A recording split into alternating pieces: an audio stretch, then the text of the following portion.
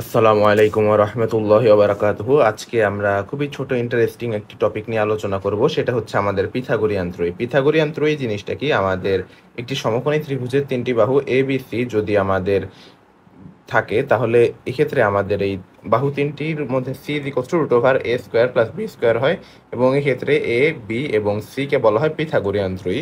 মূলত এই পিথাগোরিয়ান ত্রয়ী সাধারণত একেক রকম হয়ে থাকে, যেমন 3, 4, 5, তারপর আরো হতে পারে 6, 8, 10, তারপর হতে পারে 7, 24, 25, এভাবে পূর্ণ সংখ্যায় হতে পারে। আবার ও আবার অম্লত সংখ্যাও থাকতে পারে, যেমন 1, √3, 2, তারপর 2, 3, √13 ইত্যাদি প্রভৃতি মান থাকতে পারে আমাদের এই পিথাগোরিয়ান ত্রয়ীতে। তো আমরা যদি পূর্ণ সাংখ্যিক পিথাগোরিয়ান ত্রয়ীগুলো দেখতে চাই, সেক্ষেত্রে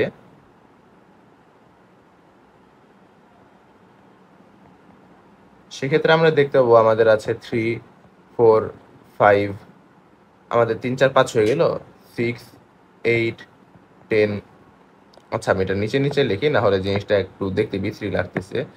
6, 8, 10, তারপর 7, 24, 25, 3, 4, 5, 6, 7, 8 এবং আমরা যদি 9 এরটা দেখতে চাই, 9, 40, 41, এভাবে 9, 10। এরপর এছাড়া আমরা চাইলে 11, 12 এভাবে সব পূর্ণ সংখ্যা আনা সম্ভব।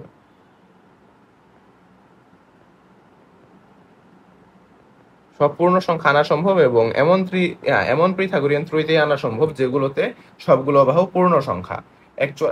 এক্ষেত্রে উল্লেখযোগ্য সব পূর্ণ সংখ্যা এক্সেপ্ট আমাদের 1, 2, এই দুইটো বাদে সবগুলো পূর্ণ সংখ্যা আনা সম্ভব। এবং আমরা যদি দেখতে চাই অ্যাকচুয়ালি কিভাবে আনা সম্ভব, তাহলে আমরা দেখতে পারি আমরা মূলত এখানে ইউজ করব আমাদের জটিল সংখ্যার কনসেপ্ট। কিভাবে? আমরা যদি আর্গন ডায়াগ্রামটা অঙ্কন করি,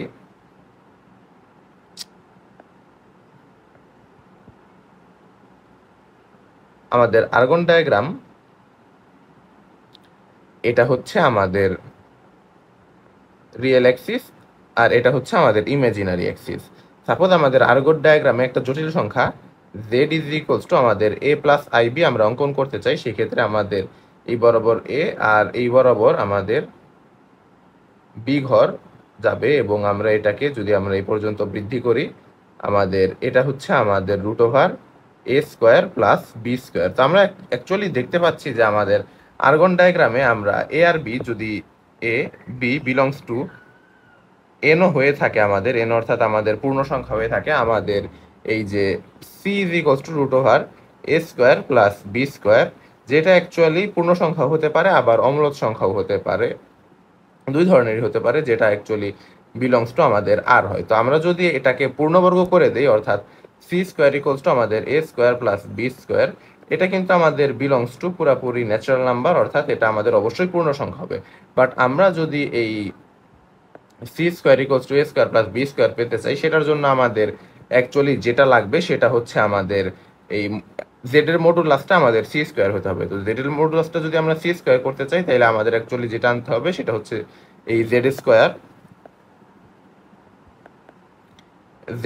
তো z² কি হবে? আমাদের a + ib হোল² এটা ইকুয়ালস টু আমাদের এই a² - b² + 2abi। তো আমরা যদি এটাকে আর্গন ডায়াগ্রামে আঁকি, আমাদের যেটা আসবে সেটা হচ্ছে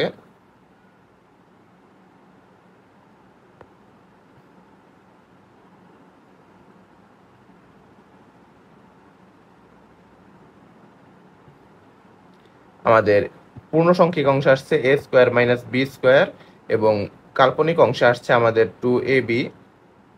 আচ্ছা, এক্ষেত্রে উল্লেখযোগ্য এগুলো আই হবে, আই, আর আমাদের এখানে দৈর্ঘ্যটা আসছে আমাদের অ্যাকচুয়ালি a² + b²। তো এভাবেই আমরা অ্যাকচুয়ালি আর্গন ডায়াগ্রাম থেকে সবগুলো বাহু পূর্ণ সাংখ্যিক পেতে পারি। আমাদের সবগুলো বাহু পূর্ণ সাংখ্যিক হচ্ছে এবং এক্ষেত্রে আমরা একটা জিনিস উল্লেখযোগ্য, কেন 1 আর 2 এখানে হওয়া সম্ভব না সেটা আমরা দেখাইতে চাই। সেক্ষেত্রে আমি যদি এখানে পূর্ণ সাংখ্যিক মানটা পেতে চাই, তাহলে আমাদের যেগুলো লাগবে সেগুলো হচ্ছে যে আমাদের এই যে সাপোজ আমরা যদি বিজোড় সংখ্যা চাই, বিজোড় সংখ্যা আমরা 1 ইকুয়ালস টু লিখতে পারি 1 স্কোয়ার মাইনাস 0 স্কোয়ার, এটা ইকুয়ালস টু আমাদের অ্যাকচুয়ালি 1। তারপর এই 3 ইকুয়ালস টু লেখা যায় 2 স্কোয়ার মাইনাস 1 স্কোয়ার। তারপর 5 ইকুয়ালস টু লেখা যায় 3 স্কোয়ার মাইনাস 2 স্কোয়ার। একই রকম ভাবে অ্যাকচুয়ালি আমাদের এই যদি আমরা সবগুলো বিজোড় সংখ্যা লিখতে চাই, আমাদের n-তম বিজোড় সংখ্যা, n-তম বিজোড় সংখ্যা, এটার জন্য আমাদের যেটা আসে সেটা হচ্ছে যে n square minus n minus 1 whole square, এভাবে আসে। তো এই জিনিসটা অ্যাকচুয়ালি আমাদের a square minus b square আকার, যেটা আমাদের এই ত্রিভুজটির ভূমিতে আমরা দেখতে পাই। আর আমরা যদি এই জোড় সংখ্যা আনতে চাই, জোড় সংখ্যা আমাদের 2ab আকার থেকে আনা সম্ভব। 2ab এখান থেকে আমরা যদি 2 আনতে চাই, 2 ইকুয়ালস টু আমাদের 1.1 আমাদের 2 ইন্টু 1 ইন্টু 1।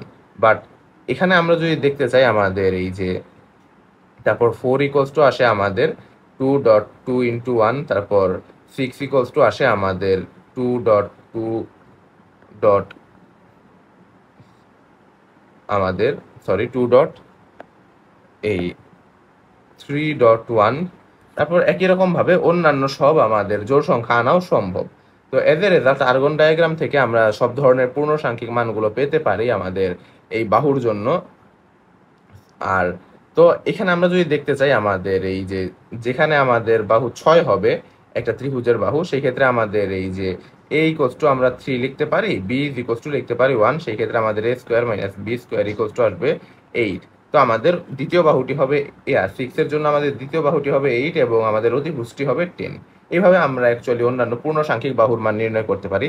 আবার যদি আমরা 3 বাহু বিশিষ্ট একটি ত্রিভুজ নির্ণয় করতে চাই, সেক্ষেত্রে আমাদের a ইকুয়ালস টু আমাদের আসতেছে এই 2 আর b ইকুয়ালস টু আসতেছে আমাদের 1। এজ এ রেজাল্ট আমাদের এই যে 2ab এটা ইকুয়ালস টু আসতেছে আমাদের 8 ইকুয়ালস টু 4, এভাবেই আসে আমাদের 3, 4, 5, এইভাবে এই ত্রয়ীগুলো আসে। কিন্তু আমরা যদি 1 এবং 2 নিতে চাই, এই আমাদের 1 নির্ণয়ের জন্য আমাদের প্রথমত a ইকুয়ালস টু 1 আসে আর b ইকুয়ালস টু আসে আমাদের 0। কিন্তু একটা ত্রিভুজের দ্বিতীয় বাহু তো আমাদের অ্যাকচুয়ালি 0 হতে পারে না, এই জন্য আমাদের এই প্রবলেমটা হয় b ইকুয়ালস টু 0 হলে আমাদের এই 2ab এটা ইকুয়ালস টু 0 হয়ে যায়। এজ এ রেজাল্ট আমাদের এই ত্রিভুজটি অস্তিত্বশীল থাকে না, কারণ আমাদের দ্বিতীয় বাহুর দৈর্ঘ্য ছিল 2ab। একই রকম ভাবে আমরা যদি এই 2 নির্ণয় করতে চাই, 2 এর জন্য আমাদের a ইকুয়ালস টু হয় 1, b ইকুয়ালস টু 1, কিন্তু আমাদের এই যে প্রথম বাহুটির দৈর্ঘ্য হয় a square minus b square, যেটা ইকুয়ালস টু 0, যেটা আমাদের ত্রিভুজ গঠন করা সম্ভব না।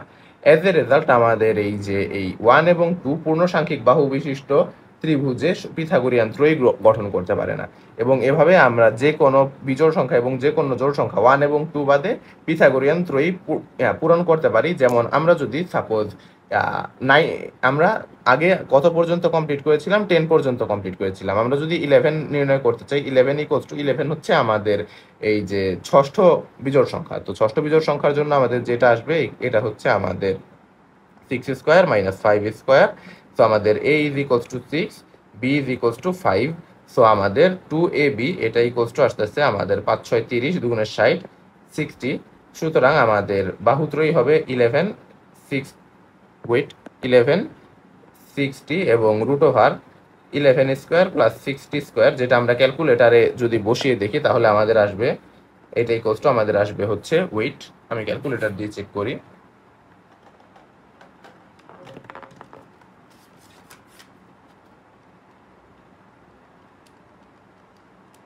এটা হচ্ছে আমাদের অ্যাকচুয়ালি 61। একই রকম ভাবে আমরা অন্যান্য সব পূর্ণ সংখ্যাও নির্ণয় করতে পারি, অর্থাৎ আমাদের পিথাগোরিয়ান ত্রয়ীতে অন্যান্য যত সব পূর্ণ সংখ্যা আছে এগুলো সবই অ্যাকচুয়ালি নির্ণয় করা সম্ভব। এবং অ্যাকচুয়ালি এভাবে অসংখ্য সংখ্যক আমাদের পূর্ণ সাংখ্যিক পিথাগোরিয়ান ত্রয়ী গঠন হতে পারে। আমরা আশা করি জিনিসটা বুঝতে পারছি। আমাদের আজকের এই মজার টপিকটি এই পর্যন্তই। এরপর আমরা আবার অন্য কোনো সময় কখনো অন্য কোনো টপিক নিয়ে আলোচনা করবো ইনশাআল্লাহ। আসসালামু আলাইকুম ওয়া রাহমাতুল্লাহি ওয়া বারাকাতুহু।